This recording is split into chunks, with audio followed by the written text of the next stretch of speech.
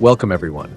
70 long years had passed since the first clash at Himera, when the Greeks of Sicily humbled mighty Carthage and sent its armies home in disgrace. Among the fallen was Hannibal Mago, the Carthaginian general who perished in the flames of that defeat. But vengeance is a fire that does not die. It smolders, waiting for the moment to strike. In the year 409 BC, that moment arrived. Carthage returned under Hannibal Mago, grandson of Hamilcar, determined to avenge his blood and his city's honor. With an army vast and merciless, he swept across Sicily. Selinus was the first to fall, its walls shattered, its people massacred without mercy. And then the Carthaginian host turned upon Himera, the city whose defiance still echoed through history. What followed was not a simple battle, but a siege of vengeance, a storm of fire and steel meant to wipe Himera from existence. This is the story of the Siege of Himera in 409 BC. With the destruction of Selinus, Hannibal Mago had fulfilled the objectives laid out by the Carthaginian Senate. The mission had been clear.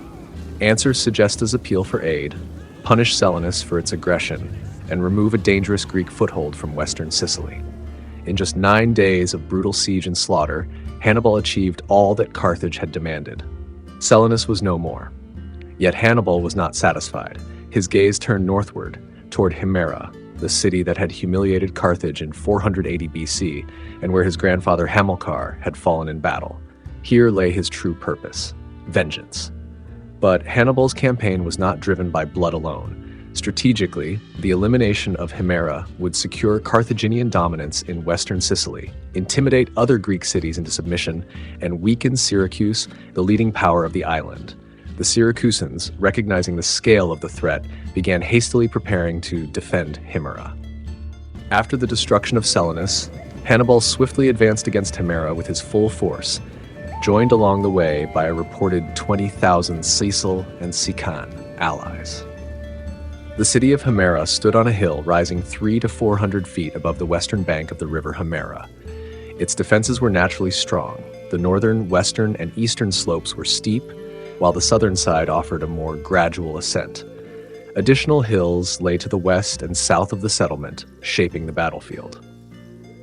Upon arriving near the city, Hannibal divided his forces. Roughly 1/3 of his troops were stationed in a fortified camp on the hills south of Himera, tasked with blocking any Greek relief forces.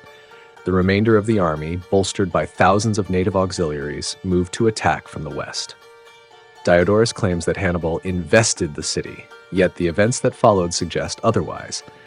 As at Selinus, Hannibal bypassed the traditional practice of surrounding and starving the settlement. Instead, he launched a direct assault on the walls with siege engines. The 6,000 defenders of Himera, rather than surrendering or seeking terms, resolved to fight. Hannibal soon discovered that Himera would not yield as easily as Selinus had. The walls of the city, far more solid than those of its fallen neighbor, resisted the relentless pounding of his battering rams. Stroke after stroke rang out against the stone, but the walls stood firm, denying the Carthaginians their expected breach. Recognizing the futility of continuing in the same fashion, Hannibal ordered a different approach. He directed his engineers to employ sappers, men trained to burrow beneath the fortifications. Hidden beneath makeshift shelters, teams of soldiers began driving tunnels under the wall, reinforcing their shafts with wooden beams. When the work was complete, the supports were set aflame. With a roar, the ground shifted and collapsed, dragging a wide section of the wall down in a cloud of smoke and dust. Carthaginian trumpets blared. Soldiers surged forward, eager to pour into the breach and finish the work. Yet the defenders of Himera, though shaken, did not break. Fighting with desperate courage, they met the attackers head-on in the rubble. For every Carthaginian who tried to climb through, a Greek spear or sword was waiting. Blood flowed across the broken stones as the Himerans hurled missiles from the ramparts and struck fiercely in close combat. In the chaos, the citizens of Himera showed remarkable resolve. Working amid the fighting, they gathered the very rubble of their shattered defenses and piled it high, shaping a makeshift barrier where the wall had collapsed. What had seemed a gaping entry for the Carthaginians was turned into a rough but stubborn line of defense. Meanwhile, salvation was on the way.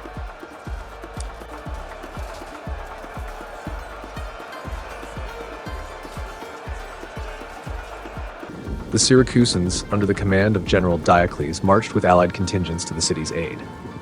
They had been too late to save Selinus, but they would not allow Himera to fall so easily. With some 4,000 men, the relief army pressed close to the Carthaginian positions.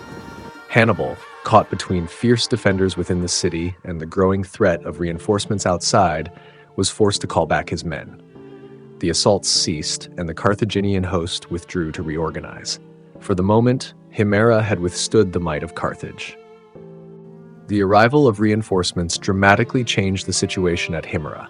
3,000 Syracusan hoplites, 1,000 troops from Agrigentum, and a contingent of mercenaries entered the city under the command of Diocles, together with the Himeran force of roughly 6,000 men, composed mainly of hoplites supported by cavalry and peltasts. The defenders now possessed more than enough strength to withstand Hannibal's siege. However, the Greeks chose not to remain on the defensive. The Himerans, unlike the people of Selinus who had endured a siege, resolved to take the initiative. Rather than waiting passively behind their walls, they prepared for a bold offensive. Leaving only a small garrison to guard the fortifications, the main body of the army assembled within the gates. At the chosen moment, the gates of Himera swung open, and the Greek forces surged out in a coordinated sortie, determined to strike directly at the Carthaginian camp. What Hannibal had expected to become a war of attrition was suddenly transformed into an open battle, dictated by the boldness of the defenders. At dawn, with the Carthaginians still scattered across their camps south of the city, the gates of Himera suddenly swung open. From them poured nearly 10,000 Greek soldiers, fighting now not only for their city, but for their families who watched from the walls above. The assault fell with devastating force upon the Punic lines to the south, where Hannibal had stationed a third of his army to guard against relief forces. The Carthaginians were completely unprepared. Expecting the Greeks to remain caged within their fortifications, they had grown lax. The sudden rush of spears and shields shattered their cohesion before proper formations could be drawn. The historian Diodorus remarks that the Carthaginians suffered not only from the spears of their enemies, but from their own numbers. Pressed too tightly together in confusion, they trampled one another, unable to wield their weapons effectively. The Greek hoplites, advancing in ordered ranks, drove their spear points into the mass of disarrayed soldiers. The weight of their phalanx, combined with the shock of their charge, broke the Punic line. What began as a surprise soon turned into slaughter. Carthaginian soldiers, hemmed in by their comrades, could neither fight nor flee. 6,000 are said to have fallen in the rout. The Himeraeans and their allies, emboldened by the sight of their success and spurred on by the desperate cries of their kin watching from the city walls, pressed the attack relentlessly. For a moment, it seemed as though history itself was repeating. A second marathon, where a disciplined citizen army shattered a vastly larger invading force. The Punic camp was in chaos. Fires broke out as men stumbled over tents and trampled supplies in their panic. Those who escaped did so only by abandoning their arms and fleeing back toward Hannibal's main encampment. The victory was not decisive enough to destroy the Carthaginian host altogether. But for that day, the Greeks had achieved the unthinkable. They had turned back Hannibal Mago's great army through sheer daring and discipline. The Greek pursuit carried them too far from the safety of Himera's walls. Exhilarated by their sudden victory in the rout of the Punic lines, they pressed the chase across the plain, cutting down stragglers and scattering their enemy. Yet in their eagerness, they lost cohesion. Their ranks stretched thin, hoplites running forward in knots rather than as one phalanx, the discipline of the formation giving way to the fury of the pursuit. It was then that Hannibal revealed his design. From the western heights, where his reserve had waited in silence, Hannibal gave the signal. At once, fresh Carthaginian troops swept down the slopes, Libyan spearmen, Iberian swordsmen, and cavalry, advancing in ordered lines against the scattered Greeks. The sudden counterstroke fell upon the pursuers with crushing weight. The Syracusan general Diocles tried desperately to rally his men, calling them back into formation, but the momentum had turned. What had begun as triumph dissolved into grim struggle. The Greeks fought stubbornly, the Himeraeans in particular refusing to yield, spurred on by the sight of their city behind them. The clash was fierce and merciless. Spear meeting spear, swords flashing in the dust. Slowly, the superior numbers and fresh strength of the Punic reserves prevailed. The main Greek body broke off and fell back toward the gates of Himera, retreating under the cover of their comrades. Yet, not all could withdraw. Some 3,000 warriors, whether cut off or choosing to stand, held their ground. Surrounded on all sides, they fought with desperate valor, refusing to yield an inch. Hoplites formed last stands around their standards, spears splintering, then swords drawn, battling until they were overwhelmed. One by one they fell, leaving the field heaped with their bodies, a grim monument to their courage. Though the sortie ended in bloody failure, its very audacity left its mark. The near success at Himera showed that aggressive sallies could break the momentum of a siege, a lesson that the Sicilian Greeks would carry into their future wars. At this stage, the defenders of Himera received additional support with the arrival of 25 Syracusan triremes. Hannibal's fleet remained stationed at Motia, the principal Carthaginian naval base on the western tip of Sicily, leaving the Syracusans in full control of the sea. The arrival of the ships brought new hope to the besieged. Rumors quickly spread within the city that Syracuse was preparing not only a naval contingent, but also a levy en masse, and that a large army would soon march to their aid. But soon, a deeply troubling report spread among the defenders. Word came that Hannibal was preparing to man his ships with chosen troops from his army, with the intention of striking directly at Syracuse once that city was left undefended by its fighting men. Faced with this alarming prospect, the Syracusan commander Diocles judged it too great a risk to remain at Himera. He ordered the fleet to return home at once. Before departing, however, the Syracusan crews agreed to take with them as many of Himera's non-combatants as their ships could hold. The offer, though painful, was eagerly accepted. For the inhabitants of Himera, abandoning their homes was a dreadful prospect, yet it was the only hope of survival. The Syracusan triremes could carry only about half of Himera's population. Diocles therefore devised a plan. Half the inhabitants would be evacuated to safety, while the remainder would stay behind to defend the city until the ships could return. With this arrangement in place, Diocles set out with his own troops for Syracuse. His departure was so hurried that he failed to collect the bodies of the Syracusan soldiers who had fallen in the fighting, an act considered sacrilegious and one that later led to his exile. As the fleet prepared to depart, a large crowd of women and children rushed after it, fearful that they would be left behind and unable to find space aboard the ships. At dawn the next day, Hannibal gave the signal for a renewed assault. The Carthaginian camp stirred like a vast hive. Siege engines creaking forward, ranks of Iberian mercenaries tightening their shields in grim anticipation. Inside the battered city, the reduced garrison, exhausted but resolute, manned the crumbling walls. They knew their numbers were far too few. Yet desperation lent them strength. For a full day, they resisted, hurling missiles down upon the advancing enemy. Once more, it seemed Himera might defy its fate. But on the following morning, the defenders' hope rose and fell in the same breath. From the watchtowers, keen-eyed lookouts spotted the returning Syracusan triremes gliding toward the harbor. A murmur swept through the streets. Salvation was near. Yet, even as the ships drew closer, a dull thunder shook the city walls. Hannibal's great rams, pushed relentlessly by teams of sweating soldiers, smashed against the same weakened stretch of masonry again and again. Stone cracked, dust rose, and at last, with a deafening roar, a section of the wall gave way. Through the breach surged Hannibal's Iberians, hard-bitten mercenaries famed for their ferocity. They fought like wolves unleashed, storming the gap with savage cries. Scaling the ruins of the fallen wall, they seized the high ground on either side of the breach. From there, they rained javelins and stones down upon the Himeran defenders, keeping them pinned at a distance. Any attempt to retake the wall was met with a storm of missiles and flashing steel.